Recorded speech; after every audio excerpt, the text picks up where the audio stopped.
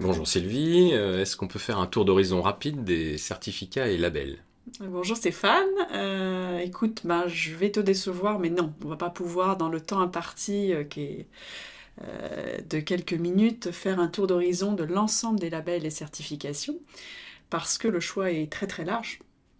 Aujourd'hui, tu peux choisir de te certifier, par exemple, avec le label Égalité Homme-Femme, donc plutôt une thématique ressources humaines, ou bien si tu veux montrer à tes salariés que tu t'es engagé pour la sécurité et la santé au travail, tu vas plutôt choisir une norme type ISO 45001 par exemple. Et puis tu as bien entendu les certifications qualité, soit les labels qualité produit, les certifications qualité ou de responsabilité sociétale. Donc le choix est vraiment très très large. D'accord, donc si le choix est si large, de quoi as-tu parlé pendant cette masterclass à gros vif? Alors, on a effectivement abordé quelques thématiques qui intéressent toutes les entreprises, comme la sécurisation des données informatiques avec l'ISO 27000, ou bien les certifications qui concernent la gestion des risques, la continuité d'activité. Hein. Il y a des nouvelles normes aussi qui s'intéressent à cela, pour ensuite se focaliser aux problématiques qui concernent plus spécifiquement les entreprises agroalimentaires. Donc concrètement, on a évoqué les labels produits. Tu as par exemple le label rouge qui est bien connu des consommateurs, que tu vas retrouver par exemple sur du porc de qualité supérieure, donc qui sera étiqueté label rouge. Ensuite, on a évoqué les certifications d'organisation aussi, pas seulement la qualité produit, mais aussi comment mettre en avant mes processus qualité au niveau de mon entreprise. Donc, par exemple, on a parlé de l'ISO 9001, mais que beaucoup d'entreprises agroalimentaires aujourd'hui ont tendance à abandonner, même si elles ont structuré leur démarche au départ, au profit désormais d'une certification ISO qui va plutôt s'intéresser à la sécurité des aliments et rassurer les clients et les consommateurs. Donc là, on a parlé de l'ISO 22000 sur cette partie-là, qui donne des directions pour voilà, montrer qu'on est engagé pour la sécurité des aliments. Et on a évoqué également les certifications des référentiels privés que sont l'IFS en particulier, qui intéressent plus spécifiquement les marques distributeurs. Donc on a parlé de l'IFS ou bien de son petit frère, l'IFS Global Market, qui permet par étape d'obtenir une certification.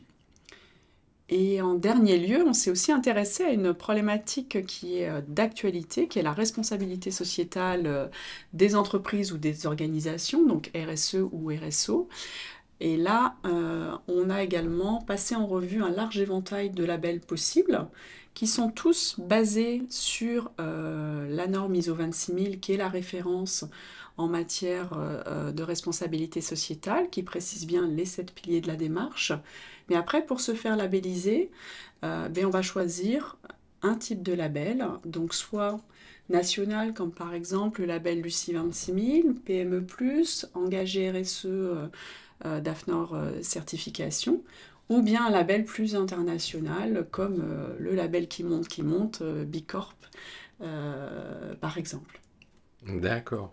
Et concrètement, est-ce que tu as des exemples à nous donner dans ton parcours? De choix de label ou de Oui. certificat.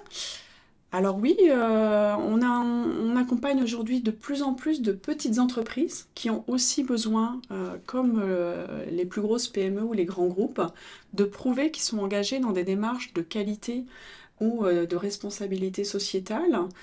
Euh, donc par exemple, des entreprises dont les clients demandent des garanties sur la sécurité des aliments et qui vont s'engager sur une certification IFS Global Market qui va leur permettre la première année d'être certifiés selon un niveau de base qui prouve qu'ils ont une traçabilité une hygiène des procédés qui est garantie selon un référentiel.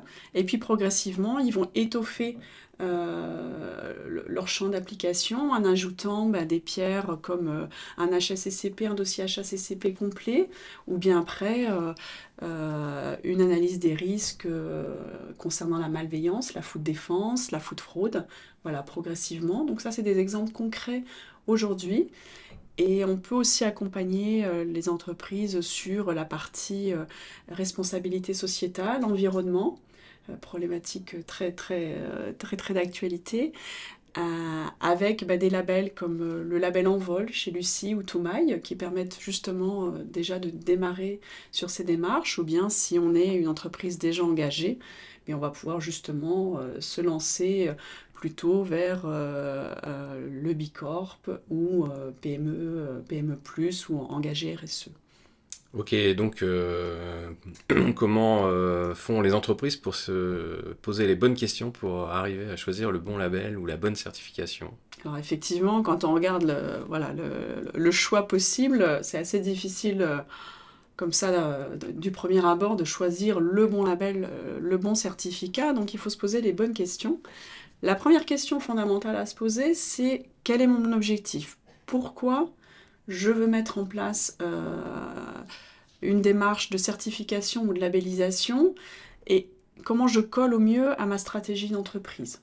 Donc, est-ce que je veux prouver que je suis engagée pour le développement durable? Est-ce que je veux rassurer sur la sécurité des aliments? Et en fonction de ça, déjà, je vais choisir une catégorie de label ou de certificat. Donc c'est la première question. Après, la seconde qui est tout aussi importante, c'est à quelle partie prenante je vais m'adresser. Est-ce que ce sont mes actionnaires qui me demandent effectivement, par exemple, justement, d'être certifié par rapport à la continuité d'activité suite à la crise Covid? Ou bien est-ce que ce sont les consommateurs, les clients distributeurs qui veulent être encore rassurés dans le contexte médiatique actuel sur la sécurité des produits que je distribue?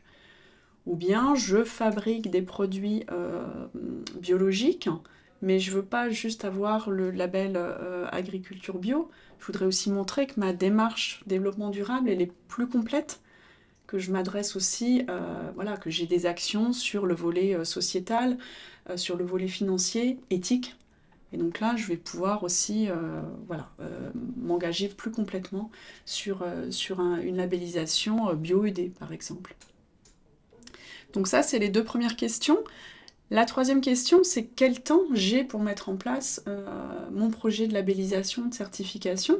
Est-ce que je suis dans un temps très très court, qui est de l'ordre d'un an? Ou bien est-ce que j'ai un peu plus de temps, entre 1 et 3 ans ou 3 ans? Auquel cas, je ne vais pas forcément m'adresser ou choisir le même label ou la même certification. On a parlé tout à l'heure de l'IFS Food, par exemple, qui induit une certification sur plus de 230 exigences. Quand je démarre une démarche, si j'ai un petit peu de temps, vaut mieux commencer, comme on le disait tout à l'heure, par l'IFS Global Market, qui va me permettre de mettre en place ces exigences de manière progressive.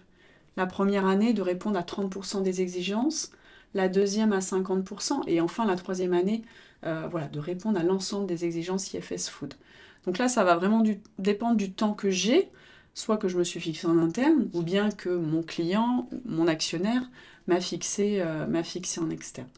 Et puis après, en général, une fois que j'ai répondu à ces trois questions principales, je vais effectivement m'orienter plutôt vers un certificat ou un label, et je vais me poser après la question de comment j'y vais, quels moyens j'ai pour mettre en œuvre mon projet, que ce soit en termes de ressources humaines ou en termes de ressources financières, sachant que sur ce dernier volet, il peut y avoir des accompagnements de la région pour faciliter l'accès à ces démarches de qualité.